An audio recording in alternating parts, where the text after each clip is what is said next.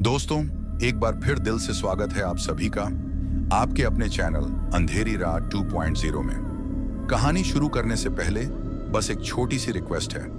अगर आपको ये कहानी पसंद आए तो प्लीज वीडियो को लाइक करें और चैनल को सब्सक्राइब जरूर करें ताकि हमारी अगली डरावनी कहानी सबसे पहले आप तक पहुंचे। तो चलिए बिना किसी देरी के डूबते हैं इस रहस्यमयी कहानी में। नमस्कार दोस्तों, मेरा नाम विक्रम है। मैं पेशे से एक ट्रक ड्राइवर हूँ। हर रात देश की सड़कों पर भारी भरकम ट्रक लेकर निकलता हूँ। लेकिन उस रात कुछ ऐसा हुआ जिसने मेरी रूह तक को झकझोर दिया। उस दिन मेरी बीवी सुमन की पहली पुण्यतिथि थी। मैंने सोचा इस बार डिलीवरी के बाद सीधे घर चला जाऊंगा। बेटा आरव मेरा इंतजार कर रहा होगा। उसकी आंखों में मां की कमी साफ झलकती थी। मैंने वादा किया था अब ज्यादा नहीं जाऊंगा बेटा, बस एक आखिरी ट्रिप पर। मुझे क्या पता था कि वो आखिरी ट्रिप मेरी जिंदगी की सबसे डरावनी रात में बदल जाएगी। रात के करीब 2:30 बजे थे जब मेरा ट्रक बिहार के पास एक सुनसान जंगल से गुजर रहा था। बरौनी घाटी ये इलाका पहले भी खौफनाक कहानियों के लिए मशहूर था, लेकिन मैं उन बातों को सिर से निकालता था। तभी अचानक ट्रक अपने आप बंद हो गया। चारों ओर सन्नाटा और आसमान में गहरे बादल। जैसे ही मैं बाहर निकला, ट्रक के बोनट से भयंकर चीख सुनाई दी। बचाओ! वो आवाज किसी औरत की थी, पर वहां कोई नहीं था। तभी अचानक मेरे सामने एक बेहद सुंदर औरत खड़ी हो गई, सफेद साड़ी में, लेकिन उसकी आंखें जलती हुई राख जैसी थीं। मैं कांपते हुए उससे पूछ बैठा, कौन हो तुम? वो औरत रोने लगी जोर जोर से, जैसे सदियों का दर्द उसके सीने में दफन हो। उसने कहा, मुझे मेरे पति ने इसी जंगल में जिंदा जला दिया था। मैं हर रात किसी ट्रक ड्राइवर से मदद मांगती हूं, पर कोई नहीं रुकता। उसकी कहानी सुनकर मेरी आंखों से आंसू बह निकले। सुमन की याद आ गई। वो भी हमेशा कहती थी, कभी किसी दुखियारी की मदद मत टालना। पर जो हुआ वो इंसानी मदद की हदों से परे था। मैंने उसे मदद की पेशकश की और जैसे ही उसने मेरा हाथ थामा, अचानक उसका चेहरा बदलने लगा। वो सुंदर औरत अब एक विकराल भयानक आकृति में बदल चुकी थी। उसकी गर्दन पीछे की ओर मुड़ गई, आंखें काली हो गईं और चेहरा ऐसा जैसे जला हुआ शव हो। मैं कोई आत्मा नहीं, ब्रह्म राक्षस हूं। मेरे श्राप का शिकार बन चुके हो तुम। और वो जोर से हंसने लगी। वो हंसी नहीं, किसी तांडव की आहट थी। मेरा शरीर सुन्न पड़ गया और मैं वहीं जमीन पर गिर पड़ा। जैसे तैसे मैं होश में आया तो देखा ट्रक चालू था। मैं ड्राइविंग सीट पर था और घड़ी सुबह के 4 बजा रही थी, लेकिन मेरी बांह पर उंगलियों के जलने के निशान थे। सबसे हैरान करने वाली बात, पास की सीट पर एक पुरानी फोटो पड़ी थी। उस फोटो को देखा तो मेरी आंखों में आंसू आ गए। उसमें मैं था, लेकिन 1970 की तारीख के साथ। मैं कैसे उस जमाने की तस्वीर में हो सकता था? उस औरत की आंखें तस्वीर में भी उतनी ही पीड़ा से भरी थीं। मेरे दिमाग में सुमन की यादें ताजा हो उठी। उसकी मौत एक हादसा थी या कुछ और? अब लगने लगा था कि जो भी हो रहा है उसमें मेरा अतीत कहीं ना कहीं जुड़ा है।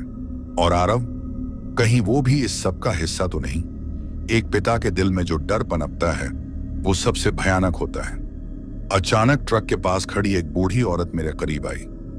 आंखें ऐसी जैसे वो हर आत्मा का इतिहास पढ़ चुकी हो। उसने धीमे स्वर में कहा, तुम लौट आए हो विक्रम, पर इस बार कोई नहीं बचेगा। और उसकी आंखों से खून की बूंदें टपकने लगी। मैं पीछे हटने लगा, तभी हवा तेज हुई और ट्रक का हॉर्न अपने आप बजने लगा बिना किसी ड्राइवर के। जंगल से एक साया निकला, वही औरत, लेकिन इस बार उसके साथ 3 और आकृतियां थीं, अधजली लाशें। उनके शरीर से धुआं निकल रहा था और आंखें खाली। ऐसा लगा जैसे मैं मौत के मैदान में खड़ा था। मैंने चिल्लाकर कहा, क्या चाहती हो तुम? मैं कौन हूं? तभी एक आकृति मेरे करीब आई। वो मेरी सुमन थी, पर चेहरा झुलसा हुआ और उसकी आंखें गहरी उदासी से भरी थी। उसने कांपती आवाज में कहा, विक्रम, हमने पहले भी एक साथ जन्म लिया था। उस जन्म में तुमने मेरी हत्या की थी। मेरी आत्मा कांप उठी। मेरी सुमन, क्या मैं उसका कातिल था किसी पिछले जन्म में? आंखों से आंसू थम नहीं रहे थे। मैंने कहा, नहीं, ये झूठ है। पर वो सिर्फ रोती रही और गायब हो गई। बूढ़ी औरत ने फिर कहा, तुम्हारा नाम विक्रम नहीं है, असली नाम विराज है। तुम्हें याद नहीं? लेकिन 100 साल पहले इसी बरौनी घाटी में तुमने उस औरत को जिंदा जलाया था जो अब ब्रह्म राक्षस बन चुकी है। और तुम उसी श्राप की पुनरावृत्ति हो। हर जन्म में वो तुम्हें ढूंढती है। हर बार तुम उससे बचने की कोशिश करते हो, लेकिन इस बार वो तुम्हें भस्म कर देगी। फिर उसके हाथ में एक पुराना खून से सना हुआ डायरी आया जिसमें लिखा था, अगर विराज दोबारा जन्म ले तो उसे चेतावनी देना, अगला जन्म उसका आखिरी होगा। जमीन पर गिर पड़ा। मन और शरीर दोनों कांप रहे थे। तभी मेरी जेब में रखे मोबाइल से आरव की कॉल आई। स्क्रीन पर उसका चेहरा दिखा, लेकिन उसके पीछे एक काली आकृति झांक रही थी, वही ब्रह्म राक्षसी चेहरा। आरव की आवाज आई, पापा मम्मी फिर से आई हैं, वो मुझे साथ ले जाना चाहती है। मेरे हाथ से फोन गिर पड़ा। मेरी सांसें तेज हो रही थीं, दिल धक धक कर रहा था। मेरी आंखों के सामने आरव का मासूम चेहरा तैर रहा था, मेरी सुमन की आखिरी निशानी। वो बच्चा जिसे मैंने अपनी जिम्मेदारी समझा, अब उसी की जान पर बनाई थी।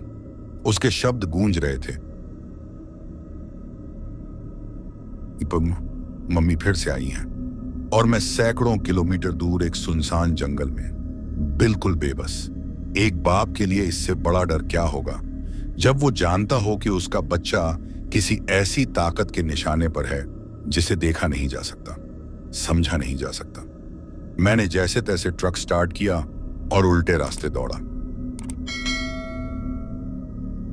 लेकिन कुछ दूर जाकर ट्रक की लाइट खुद ब खुद बंद हो गई। स्टीयरिंग लॉक हो गया और फिर ट्रक के शीशे पर किसी ने 3 बार खटखटाया। टक टक टक। मैंने शीशे से देखा, सामने सड़क पर आरव खड़ा था, वही मासूम चेहरा, लेकिन उसके हाथों से खून टपक रहा था और उसकी आंखें सफेद, बिल्कुल सफेद। वो हंस रहा था, एक डरावनी नीरव हंसी। मैंने दरवाजा खोला और बाहर निकला, पर वो नजरों के सामने ही धुएं में बदल गया। तभी ट्रक की खिड़की पर एक खुरचने की आवाज आई, जैसे कोई अपने नाखूनों से भीतर घुसना चाहता हो। मैं घुटनों पर गिर पड़ा, जमीन पर सिर टिकाए जोर जोर से रोने लगा। हे भगवान, मेरा बेटा, मेरे आरव को कुछ मत होने देना सुमन। अगर तू कहीं है तो हमारी औलाद को बचा ले। मेरी आंखों के सामने वो दिन घूम गया जब आरव पहली बार स्कूल गया था। सुमन ने उसे बैग पहनाया था और प्यार से उसके माथे पर चूमा था। मैं उस रात को कोसने लगा जब मैंने आखिरी ट्रिप पर जाने का फैसला किया। अगर मैं घर पर होता तो क्या ये सब टल सकता था? अब सवाल ये नहीं था कि आरव मेरा बेटा है या नहीं, सवाल ये था कि मैं एक बाप के लायक था या नहीं। इसी हालत में एक आदमी मेरे पास आया, सफेद दाढ़ी वाला बाबा, जो पास के श्मशान से आया था। उसने मेरी पीठ पर हाथ रखकर कहा, तेरा बेटा तेरी सच्चाई जानता है, वो तुझसे बदला लेने आया है। मैं चौंक पड़ा। बाबा क्या बक रहे हो? बाबा ने जेब से एक पुराना ताबीज निकाला और कहा, यह ताबीज सुमन ने मरने से पहले मुझे दिया था। उसने कहा था जब आरव 7 साल का होगा तब वो ब्रह्म राक्षस के प्रभाव में आ जाएगा, क्योंकि वो तुम्हारा बेटा नहीं, उसी आत्मा का अंश है जिसे तुमने 100 साल पहले जलाया था। मेरे पैरों के नीचे से जमीन खिसक गई। क्या मेरा आरव मेरा बेटा नहीं है? क्या वो उसी ब्रह्म राक्षसी आत्मा का हिस्सा है जो अब मुझसे बदला लेने आई है? बाबा ने कहा, तेरे पास बहुत कम वक्त है। आरव को बचाने का एक ही तरीका है, तुझे उसे उस मंदिर में ले जाना होगा जो बरौनी घाटी के बीच में है, जहां पिछले जन्म में तेरा पाप हुआ था। मैंने कांपती आवाज में पूछा, लेकिन बाबा, अगर आरव वही आत्मा है तो मंदिर में उसे ले जाना क्या उसे खत्म कर देगा? बाबा का चेहरा गंभीर हो गया और उसने जवाब दिया, या तो तुझे अपना बेटा खोना होगा या इस बार खुद जलकर मरना होगा। मैंने ट्रक स्टार्ट किया और बरौनी घाटी के मंदिर की ओर बढ़ा। रास्ता बिल्कुल सुनसान था और जंगल स्याह अंधेरे में डूबा हुआ। जैसे ही मैं घाटी में घुसा, ट्रक अपने आप रुक गया। चारों तरफ कुहासा छा गया और उसी धुंध में दिखने लगे सैकड़ों अधजले चेहरों वाले लोग, जिनके होंठ सिले हुए थे, आंखें सफेद और शरीर राख से ढमके। उनमें से एक ने हाथ बढ़ाकर ट्रक का दरवाजा खटखटाया। तेरी वजह से हम सब अधूरे रह गए, हमें मुक्ति चाहिए। फिर ट्रक के शीशे पर एक जली हुई हथेली से लिखा गया, विराज। आहा, वक्त आ गया है। मैं घबरा गया, ये आत्माएं कौन थीं और मुझे विराज क्यों कहा जा रहा था? मैं जैसे ही ट्रक से उतरा, सामने एक जली हुई महिला खड़ी थी, चेहरा झुलसा और आंखों में ममता की गहराई। वो आगे बढ़ी और कांपती आवाज में बोली, मेरा नाम सावित्री था। मैंने खुद को जिंदा जलाया था, क्योंकि मेरे बच्चे को गांव वालों ने डायन कहकर मार डाला। और तू उस भीड़ का हिस्सा था विराज। मेरे घुटने जमीन पर गिर पड़े, मेरी आंखों से आंसू बह निकले। क्या मैं अपने पिछले जन्म में उस भीड़ का हिस्सा था जो निर्दोषों को मारती थी? क्या मेरी आत्मा अब उसी पाप से भरी हुई है? हम मरे नहीं विराज, हम अटके हुए हैं तेरे जैसे इंसानों के पापों की वजह से। सावित्री की आत्मा धीरे धीरे धुंध में गुम हो गई, पर उसकी पीड़ा मुझे भीतर से तोड़ चुकी थी। अचानक जंगल के बीच से चीख सुनाई दी, पापा मदद करो। मैं दौड़ता हुआ उस दिशा में गया जहां एक प्राचीन पत्थरों से बना मंदिर था। अंदर पहुंचा तो देखा आरव मंदिर के मध्य पत्थर पर पड़ा तड़प रहा था। उसके चारों ओर जलती हुई नीली अग्नि थी और सामने वही ब्रह्म राक्षसी आत्मा सुमन का चेहरा, पर आंखों में नफरत की आग। विक्रम नहीं विराज, ये तेरा बेटा नहीं, ये तेरा पाप है। सुमन की आत्मा चीखी, तूने जो किया वो अब दोहराया जाएगा। आरव तुझ में समा जाएगा और तेरी आत्मा मेरे साथ भस्म होगी। आरव की आंखें बदलने लगीं, उसकी आवाज भारी हो गई। अब मैं आरव नहीं, अब मैं वही हूं जिसे तूने 100 साल पहले जिंदा जलाया था। मेरी रूह कांप गई। क्या मैं अपने ही बच्चे की शक्ल में जन्मे शाप से लड़ रहा था? तभी मंदिर के फर्श पर अचानक कंपन हुआ और बीचों बीच पत्थर खिसकने लगे। उसके नीचे एक अंधा सुरंग खुला जहां से धुएं और चीखों की लहर बाहर आई। बाबा की आवाज गूंजी, मंदिर के नीचे है नरक द्वार, वही स्थान जहां विराज ने बलि दी थी। आरव को वहीं ले जाना होगा, पर याद रखो, अगर आत्मा सच्चाई से जुड़ी है तो वो बचेगा, वरना सब कुछ खत्म हो जाएगा। अब मेरे सामने 2 रास्ते थे, या तो आरव को उस नरक द्वार में ले जाकर अपने कर्मों का सामना करूं, या हमेशा के लिए उसे खो दूं। मैंने आरव को अपनी गोद में उठाया। उसका शरीर बेजान सा हो चुका था, पर आंखें अब भी खुली थीं। वो आंखें जो मेरी तरफ नहीं, कहीं शून्य में देख रही थीं। पापा मुझे बचा लो। उसकी आवाज मानो 2 आत्माओं की गूंज जैसी थी। मेरा कलेजा फट रहा था। एक तरफ बेटा जिसे मैंने खून से नहीं मगर प्यार से पाला, और दूसरी तरफ उसका वो रूप जिसे जानकर मैं खुद कांप गया था। पर पिता होने का मतलब यही था, चाहे सामने खुद नर्क क्यों ना हो, बेटे की सांस को बचाने के लिए उसमें कूद जाना पड़े। जैसे ही मैं आरव को लेकर मंदिर के उस गुप्त सुरंग में घुसा, उसकी दीवारें खुद ब खुद आग से जल उठी। हर कदम पर मुझे अजजली लाशें दिखीं जो छतों से उल्टी लटक रही थीं। उनकी आंखें अब भी खुली थीं और उनमें किसी समय का गुस्सा ठहरा था। जैसे ही मैं आखिरी सीढ़ी तक पहुंचा, जमीन हिलने लगी।